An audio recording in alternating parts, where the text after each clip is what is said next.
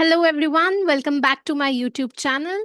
आप में से कई लोग मुझे शायद पहली बार देख रहे होंगे। So my name is Pooja Balwani. I had qualified my UGC NET commerce examination in the year 2018 and I have been working after that for 5 years as an assistant professor at Sophia Girls College, Ajmer, Rajasthan. And recently, just a year ago, I had resigned from my job, and now my passion is to help the students to become an assistant professor to achieve their dream job by qualifying the UGC NET Commerce examination. Okay, so as you have seen the thumbnail and the title of the video, so let us begin with the video, which is solving the previous year questions, the tough, tricky questions of the percentage topic.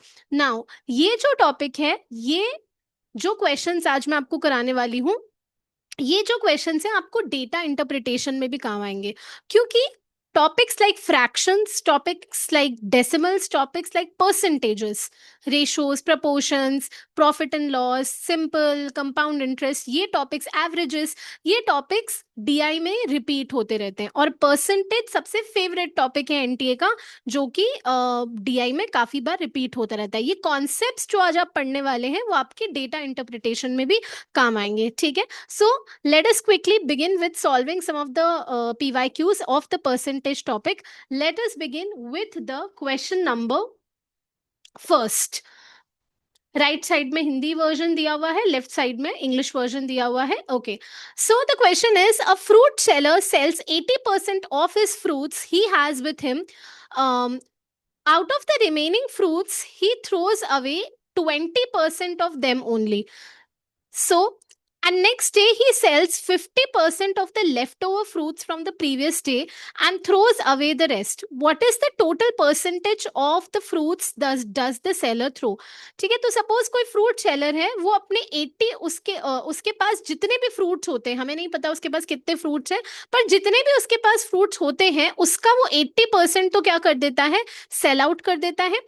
इस 80% को sell out करने के बाद जो remaining बचता है, ठीक है, जो रिमेनिंग बचता है, उस रिमेनिंग का भी 20% पूरा 20% नहीं फेंक देता, उस रिमेनिंग का जो रिमेनिंग 20% बचा है, उस 20% का भी 20% वो क्या कर देता है, डिस्कार्ड कर देता है।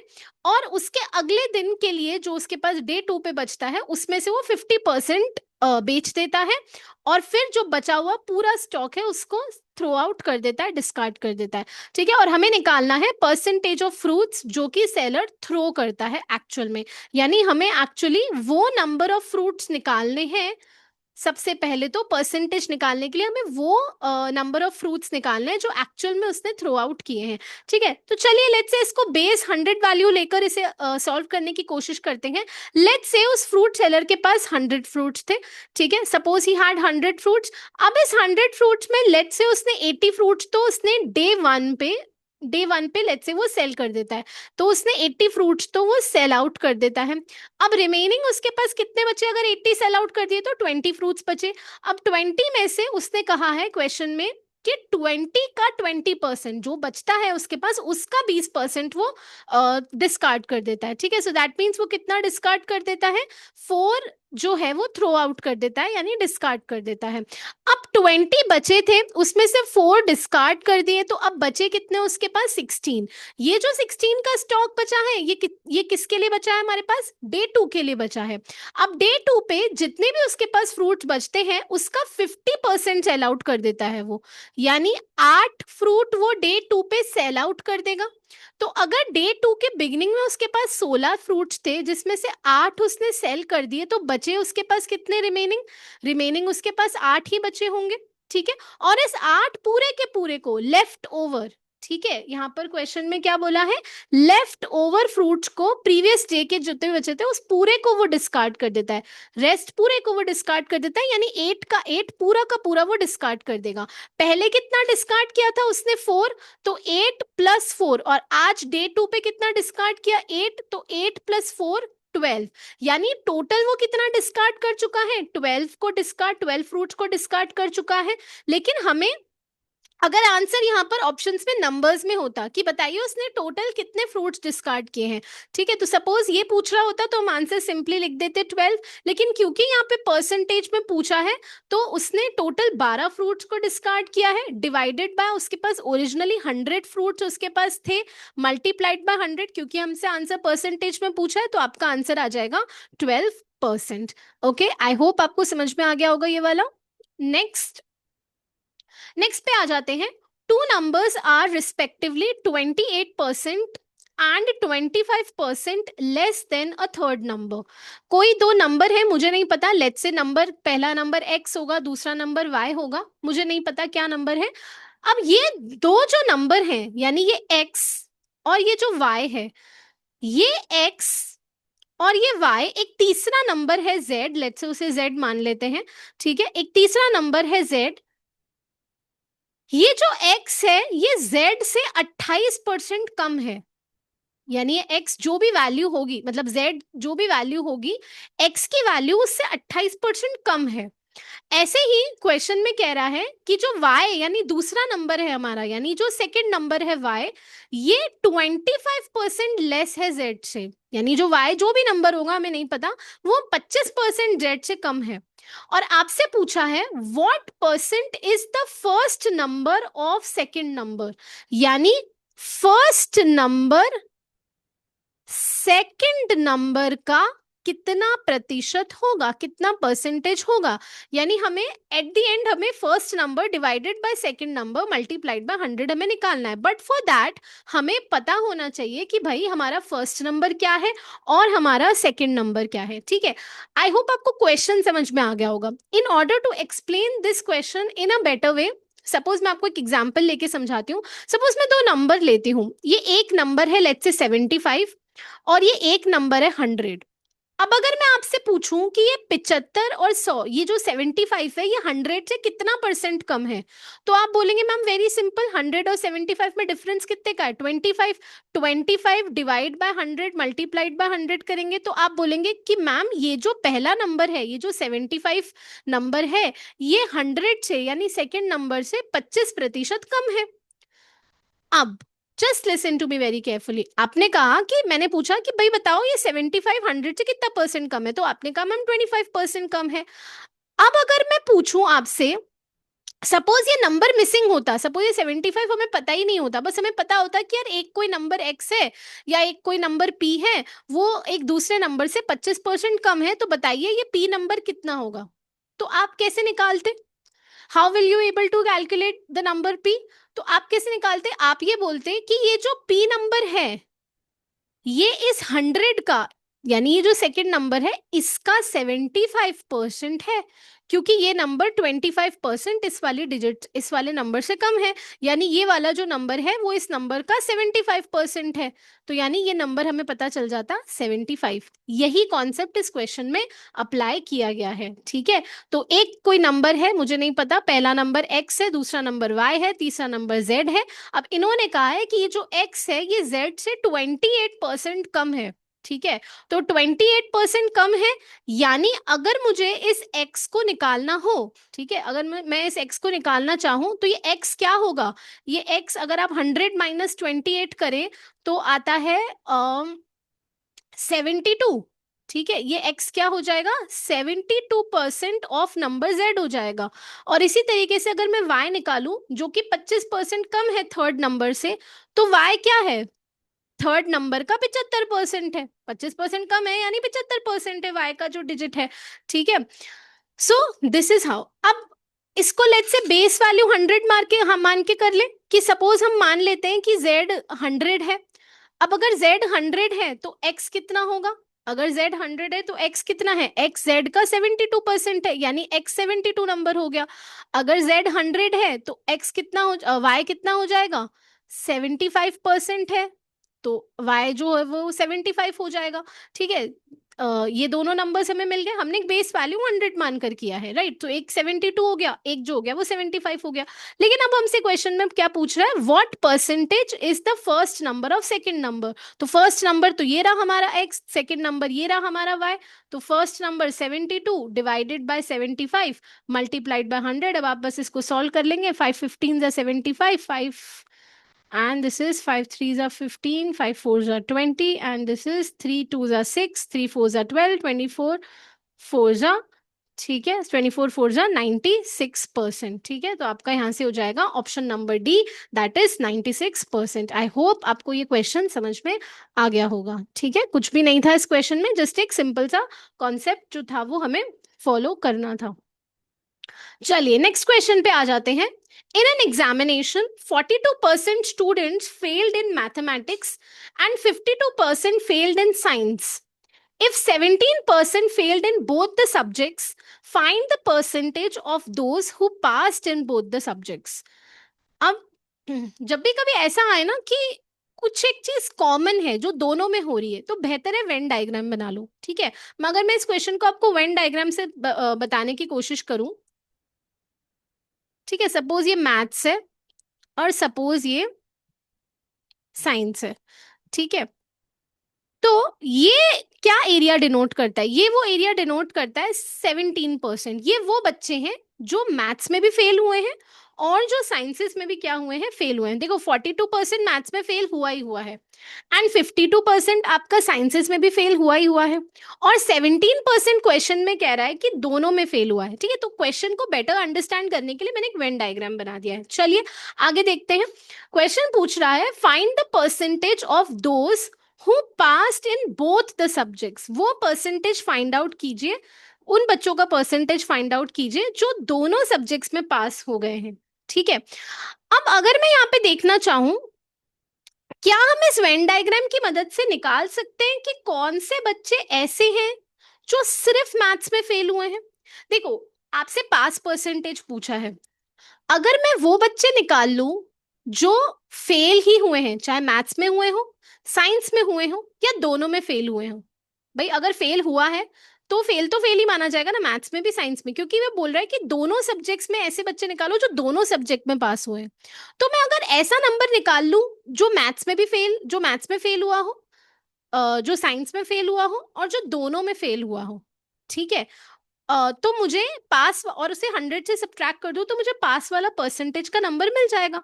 ठीक है, तो क्या हम ऐसा निकाल सकते हैं, अगर मैं 42% बच्चे मैथ्स में फेल हुए हैं, ठीक है, इसमें से अगर मैं 17% माइनस, अगर मैं यहाँ से 42 में से अगर इफ आई सब्ट्रैक्ट 17, ठीक है, तो आपका क्या आ जाएगा यहाँ पे, if you subtract 42 from 17 you will get 25%। What you will get, you will get 25%। 20 and 10 30 37 42, yes 25%।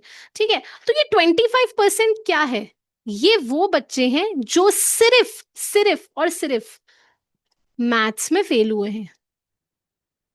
ठीक है, देखो मैं इसे वेन डायग्राम से समझाने की कोशिश करती हूँ। अगर मैं ये वाला एरिया निकाला है मैंने, ठीक है, मैंने इस वाले डिजिट को मैंने फाइंड आउट करने की कोशिश करी है। ये येलो वाला वो डिनोट कर रहा है, ये वो बच्चे हैं येलो वाले जो सिर्फ और सिर्फ मैथ्स में फेल हुए हैं। ठीक है, तो मैंने उसके लिए क्या कर दिया, ये 17 वाला उसमें से माइनस कर दिया, -17 कर दिया।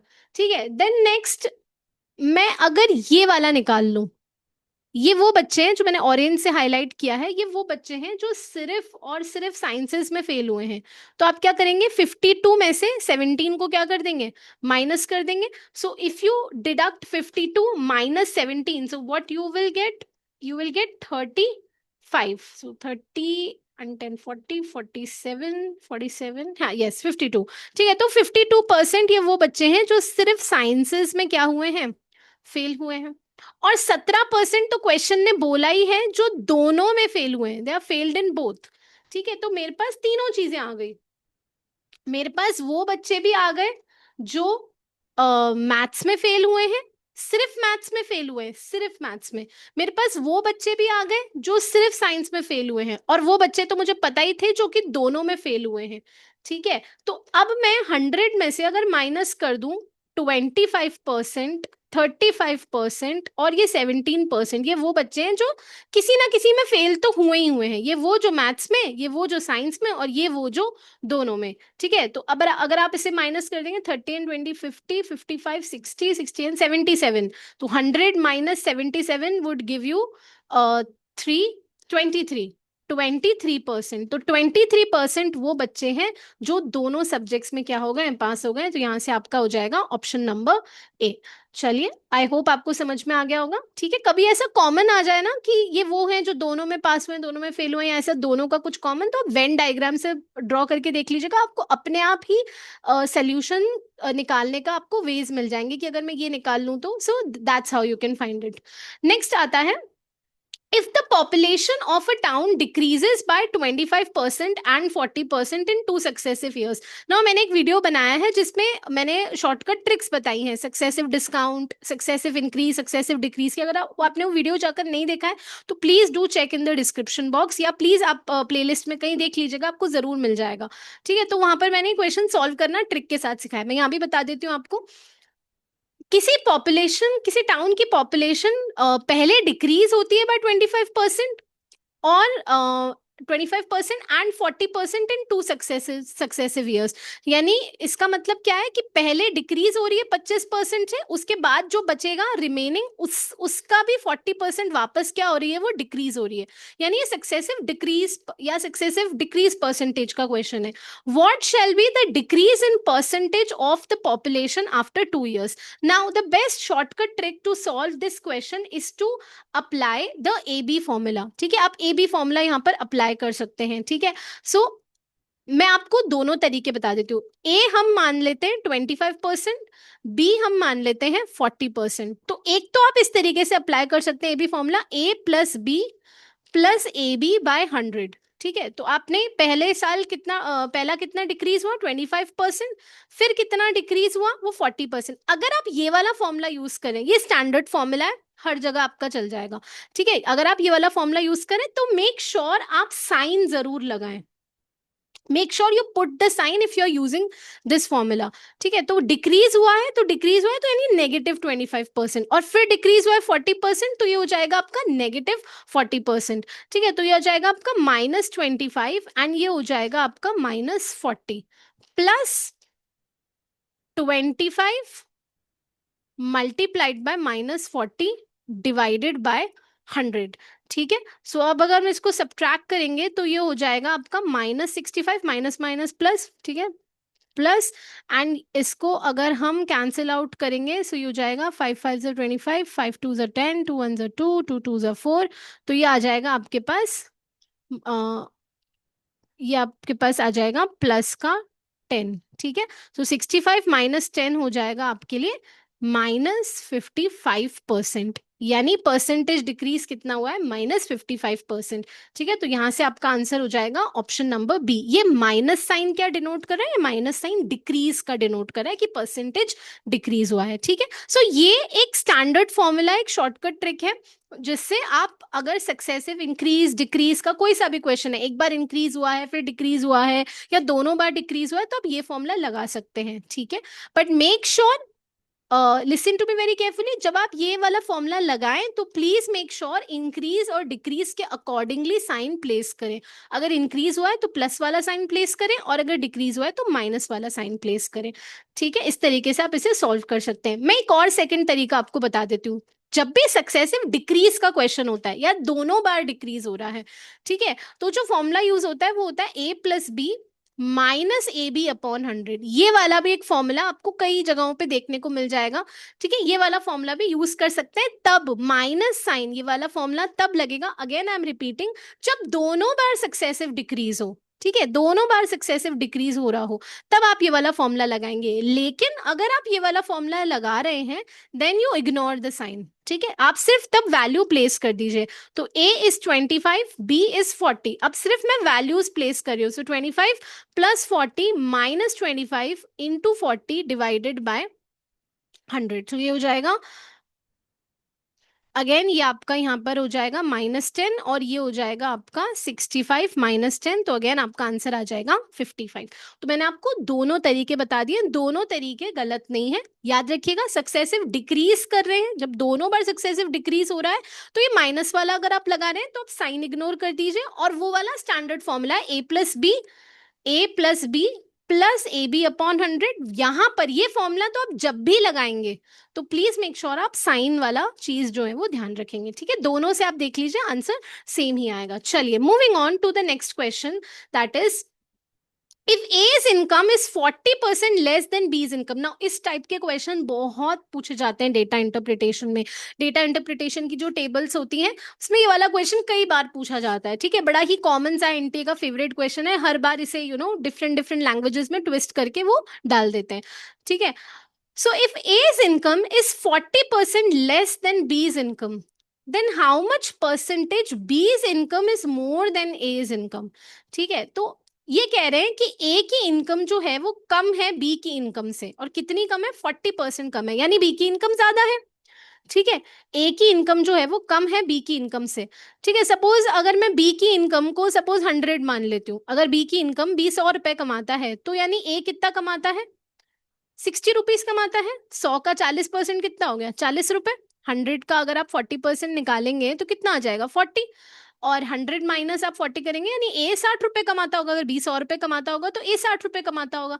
क्वेश्चन में आपसे बोल रहा है then how much percentage B's income is more than A's income, ठीक है। बी की इनकम ए की इनकम से कितनी प्रतिशत ज्यादा है, ठीक है। तो जब भी आप यहाँ पे क्या आ गया, कंपैरिजन आ गया, आप कंपेयर कर रहे हैं, ठीक है। तो हमेशा जब भी कंपेयर करना आ जाए ना परसेंटेज में, तो मैं आपको एक बता देती हूँ, कभी गलत नहीं होगा, ठीक है। कभी बच्चे कभी कभी एरर कर देते हैं।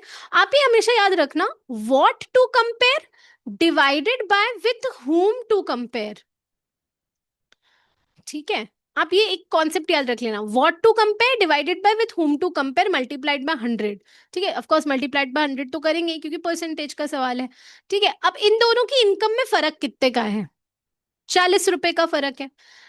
अब ध्यान से पढ़िए क्वेश्चन में, वो क्वेश्चन में आपको क्या बोल रहा है, बी की इनकम को हम किससे कंपेयर कर रहे हैं, with whom we are comparing B's income, we are comparing B's income with A income. तो आप डिनोमिनेटर में ए की इनकम लिखेंगे, that would be 60 multiplied by 100, ठीक है। So this is how you can find out, so 40 divided by 60 multiplied by 100, this is how you can find out. So ये हो जाएगा आपका 2 3 6, 2 20 40, एंड ये हो जाएगा 200/3, सो ये हो जाएगा 3 6 18 एंड 2 अगेन 3 6 18, तो 66 पॉइंट समथिंग परसेंट कुछ आएगा, ठीक है। तो अगर मैं ऑप्शंस में देखूं तो ऑप्शन नंबर सी 66.66%, ठीक है। तो आप ये हमेशा ये कॉन्सेप्ट याद रखिएगा जब भी कंपैरिजन वाली बात आती है, ठीक है, कि कौन किससे कितना परसेंट ज्यादा है, और ये डीआई में भी आपको बहुत हेल्प करेगा। तो what to compare divided by with whom to compare multiplied by 100। क्या कंपेयर कर रहे हैं भाई, इसकी इनकम इससे कितनी कम है, 40 रुपए कम है, दोनों में डिफरेंस एक्चुअल में 40 रुपए का है। डिवाइडेड बाय किससे कंपेयर कर रहे हैं, बी की इनकम आप किससे कंपेयर करने के लिए बोल रहा है, वो ए की इनकम से। So divided by 60 multiplied by 100। चलिए moving on to the next question, which is the population of bacteria culture increases at a rate of 4% per annum. There is an additional increase of 5% of the population due to some reason. अब ये वही वाला question आ गया, ठीक है। ये वाला question कौन सा है, अगेन सक्सेसिव इंक्रीज का है, ठीक है। इस पर मैंने एक शॉर्ट वीडियो बनाया है, नहीं देखा है तो प्लीज जरूर जाकर देख लीजिएगा उसको, ठीक है। बहुत शॉर्टकट ट्रिक्स उसमें बता रखी हैं, ठीक है। अगेन इंक्रीज हो रहा है, फिर एडिशनल इंक्रीज हो रहा है, यानी सक्सेसिव इंक्रीज का क्वेश्चन है। तो अगेन हमने कहा, हमें तो शॉर्टकट फॉर्मूला पता है, A B formula, A plus B plus A B by 100, ठीक है। तो कितना पहले कितना इंक्रीज हो रहा है, 4%, और फिर एडिशनल इंक्रीज हो रहा है कितना, 1%, ठीक है। तो यानी फर्स्ट ईयर में अगर हम देखें ठीक है, फर्स्ट ईयर में अगर हम देखें तो टोटल इंक्रीज कितना हुआ है, फर्स्ट ईयर में अगर देखें तो टोटल इंक्रीज 5% हुआ है, पहले 4% इंक्रीज हुआ, फिर एडिशनल 1% और क्या हुआ, इंक्रीज हुआ। ठीक है, और नेक्स्ट ईयर में दोबारा से ये वाला 5% ही क्या हो जाएगा, इंक्रीज हो जाएगा। ठीक है, तो ये आपका हो जाएगा 5 + 5 एंड 5 × 5 डिवाइडेड बाय 100। ठीक है, सो यहाँ से ये हो जाएगा 25/100। ठीक है, एंड यहाँ से ये 25/100 यानी 0.25, और 0.25 में आप 10 ऐड कर देंगे तो यहाँ से आपका हो जाएगा आंसर 10.25। ठीक है, ऑप्शन नंबर ए। ठीक है, वही A+B, AB वाला सक्सेसिव इंक्रीज का क्वेश्चन था। ठीक है, चलिए moving on to the next, that is given the relationship between the variables y is equals to x square। ठीक है, कोई वेरिएबल है उनके बीच में रिलेशन है कि x का जब स्क्वायर करते हैं वो y के बराबर होता है। If x changes by 6%, what is the percentage change in y। अगर y 6% से बढ़ता है तो y में परसेंटेज चेंज क्या आएगा। ओके, नाउ इस क्वेश्चन में इंक्रीज डिक्रीज नहीं बोला है, इस क्वेश्चन में चेंज बोला है। अब चेंज शब्द का मतलब क्या होता है, change is both the sides. हमेशा याद रखना, इकोनॉमिक्स में भी जब हम पढ़ते हैं समझते हैं तो चेंज मतलब दोनों साइड होता है। चेंज यानी इंक्रीज भी हो सकता है, डिक्रीज भी हो सकता है। ठीक है, तो हम दोनों से करके, हमें ट्रायल एंड एरर करना पड़ेगा, दोनों से करके देखना पड़ेगा, एक बार इंक्रीज करके देखना पड़ेगा, एक बार हमें डिक्रीज करके देखना पड़ेगा। So let's do, if x changes by 6%। ठीक है, तो लेट्स से एक बार हम फर्स्ट केस ले लेते हैं, इफ एक्स इंक्रीजेस बाय 6%। ठीक है, अगर हम एक्स को 6% से इंक्रीज कर रहे हैं, चलो पहले तो हम अज्यूम करते हैं, सपोज अगर एक्स 100 होगा, अगर एक्स 100 होगा तो वाई कितना हो जाएगा, 10,000। अब इस 100 को आप 6% से अगर हम बढ़ाते हैं, 100 का 6% क्या हो जाता है, 100 का 6% 106 हो जाता है। ठीक है, तो ये हो जाएगा 106 का स्क्वायर, y की वैल्यू अब क्या हो जाएगी, 106 का स्क्वायर। अब चाहो तो 106 का स्क्वायर मल्टीप्लाई करके निकाल लो, नहीं तो हम 106 को 100 + 6 का होल स्क्वायर भी लिख सकते हैं, राइट। यानी इसको मैं a+b की होल स्क्वायर की आइडेंटिटी के फॉर्म में लिख सकती हूँ, a+b का whole square is equals to a² + 2ab + b²। आप चाहें तो मल्टीप्लाई भी कर सकते हैं 106 मल्टीप्लाइड बाय 106, पर वो थोड़ा टाइम कंज्यूमिंग होता है।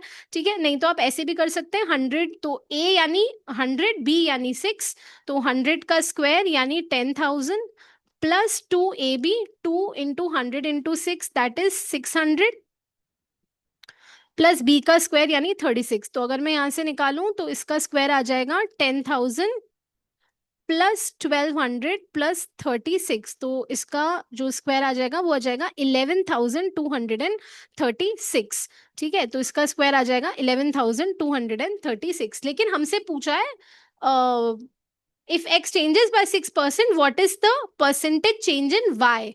y में परसेंटेज चेंज क्या होगा। ठीक है, मैं इसे यहाँ अभी ये वाला कैलकुलेशन में इरेज कर देती हूँ। ठीक है, so that I have space to solve the question.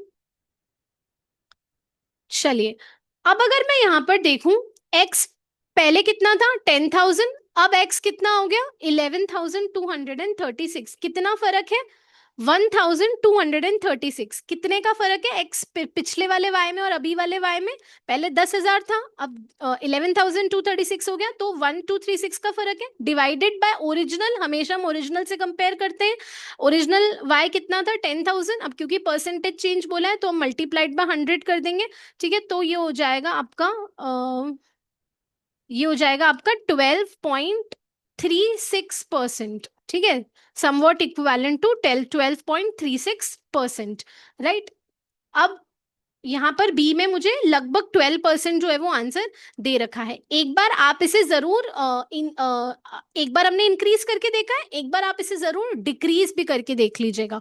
हो सकता है डिक्रीज वाले में भी कोई एक ऑप्शन जो है वो आपका मैच आउट हो जाए, क्योंकि यहाँ पर चेंज बोला है और चेंज दोनों साइड्स होता है, changes always both the sides.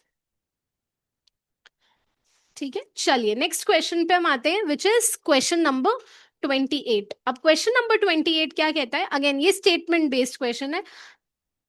So if A salary, statement number A, sorry, this is statement number A, this is statement number B, this is statement number C।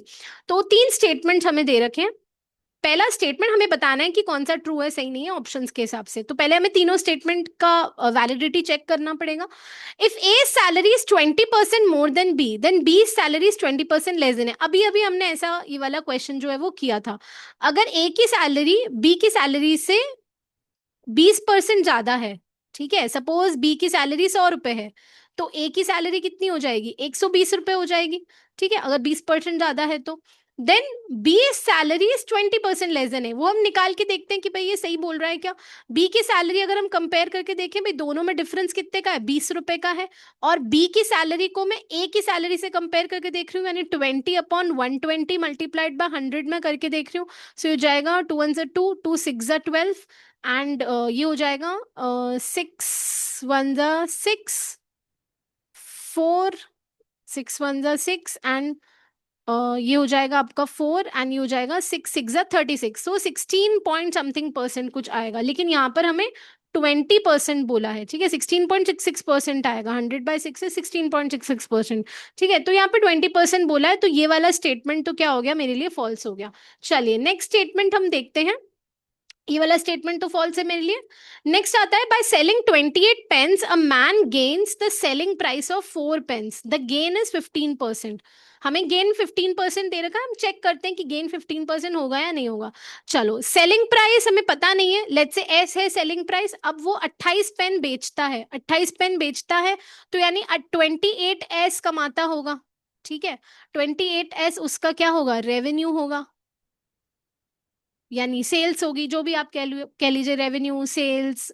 Then उसमें से वो कह रहे हैं कि जो उसका गेन परसेंटेज है, गेन यानी प्रॉफिट परसेंटेज जो है वो उसका, वो है सेलिंग प्राइस ऑफ 4 पेन्स, यानी 4 पेन की सेलिंग प्राइस जितना वो प्रॉफिट कमा लेता है, 4 पेन की सेलिंग प्राइस जितना वो गेन कमा लेता है।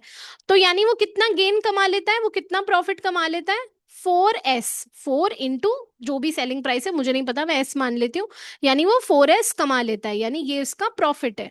ठीक है, सो सेल्स में से जब आप प्रॉफिट माइनस करते हैं, sales in number, sales in amount and profit in amount जब आप माइनस करते हैं, ठीक है, तो आपके पास क्या आ जाती है, आपके पास यस कॉस्ट प्राइस आ जाती है, यानी 24 एस मेरी क्या हो जाएगी, कॉस्ट प्राइस हो जाएगी। भाई सेल्स में से प्रॉफिट हटाएंगे, 10 रुपए का पेन था, 10 रुपए के पेन, 10 रुपए का पेन मैंने बेचा, 2 रुपए मुझे उस पर प्रॉफिट हो रहा था। ठीक है, 2 रुपए मुझे उस पर प्रॉफिट हो रहा था, तो यानी मेरी कॉस्ट कितनी थी, 8 रुपए। तो सेल्स में से जब आप प्रॉफिट माइनस करते हैं तो आपको आपकी कॉस्ट पता चल जाती है, तो 24 उसकी कॉस्ट है। अब गेन परसेंटेज का या प्रॉफिट परसेंटेज का फॉर्मूला क्या होता है, जो आपको एक्चुअल गेन हुआ है divided by your cost price multiplied by 100। बचपन में हम 8th स्टैंडर्ड में पढ़ते थे, दैट गेन का फॉर्मूला क्या है, gain upon cost price multiplied by 100। तो गेन उसे कितना हो रहा है, गेन तो 4 पेन जितनी सेलिंग प्राइस का हो रहा है, डिवाइडेड बाय कॉस्ट प्राइस हमने निकाली है 24 एस, मल्टीप्लाइड बाय 100। सो ये हो जाएगा 4 6 24, अगेन 100/6 आया है, यानी 16.66% आएगा। लेकिन ये गेन बोल रहे हैं 15%, यानी ये स्टेटमेंट भी मेरे लिए क्या है, फॉल्स है। चलिए लास्ट स्टेटमेंट, ए चेक कर लिया हमने, बी चेक कर लिया, सी चेक करते हैं। The average of n consecutive natural numbers starting from 1 is n+1/2। ठीक है, अब n कंसेक्यूटिव नेचुरल नंबर्स का अगर हम सम करते हैं तो उसका एक स्टैंडर्ड फॉर्मूला होता है n+1/n। ठीक है, उसका ये फॉर्मूला होता है n+1/2। ठीक है, तो ये n और ये n जो है वो यहाँ से कैंसिल आउट हो जाएगा, तो ये सही है बिल्कुल, स्टेटमेंट थी जो है वो ट्रू है, ये बिल्कुल सही बात है। n+1/2 ही जो होता है वो सम होता है, the average of n consecutive natural numbers. ठीक है, तो ए और बी गलत है और सी जो है वो मेरे लिए सही है। ठीक है, तो यहाँ से हो जाएगा A and B are wrong, तो आपका यहाँ से आंसर हो जाएगा A and B. Oh sorry, true पूछ रहा है वो, फॉल्स नहीं पूछ रहा है, मैंने सोचा वो फॉल्स पूछ रहा है। ठीक है, तो अगर यहाँ पे ये फॉल्स पूछ रहा होता कि कौन सा स्टेटमेंट इसमें से फॉल्स है, तो ए और बी फॉल्स है, और क्योंकि यहाँ पे ट्रू पूछ रहा है तो सी जो है वो स्टेटमेंट मेरे लिए, C only is the true statement. ठीक है, चलिए आ जाते हैं नेक्स्ट पे। ठीक है, sum of n natural numbers is n n+1/2। ठीक है, n n+1/2, ये बिल्कुल करेक्ट स्टेटमेंट है। चलिए नेक्स्ट पर आ जाते हैं, question number 29। A B and C share a certain sum of money among themselves. A gets 35%, B gets 1500 and C gets 1/20। How much is the original sum of money? अब हमें नहीं पता original sum of money, let's say X मान लेते हैं। अब x का 35% ए को मिलता है, इसी एक्स बी को कितना मिलता है? 1500 रुपए, बी का हमें एक्चुअल फिगर दे रखा है। एंड सी को कितना मिलता है? इसी एक्स का 1/20 जो है वो सी को मिलता है। ठीक है, और आपसे पूछा जा रहा है कि ओरिजिनल सम ऑफ मनी कितना होगा। यानी अगर मैं एक्स का टोटल करूं, if I would just do the total of x, तो यानी एक्स किसके बराबर है? एक्स जो है x into 35/100 plus 1500 plus x into 1/20, इसके बराबर है। अब बस आपको कुछ नहीं करना है, यहाँ पे इक्वेशन को आपको सॉल्व करना है। सो ये हो जाएगा 35x/100, या आप इसको और अगर सिंप्लीफाई अगर आप करना चाहते हैं, ठीक है, तो अगर मैं इसे 35x/100 लिख दूं, इसे 1500 लिख दूं। अच्छा, 1/20 को परसेंटेज में कितना होता है? 1/20 इंटू 100 करेंगे, 1/20 इंटू 100 करेंगे तो ये कितना होता है? 5%, यानी 0.05। ठीक है, तो मैं इसको 0.05x पे लिख सकती हूँ। ठीक है, और इसको अगर मैं लिखना चाहूँ, तो इसको मैं 0.35x पे लिख सकती हूँ ना। ठीक है भाई, या तो सारे फ्रैक्शंस में ले आओ, या तो डेसिमल्स में ले आओ।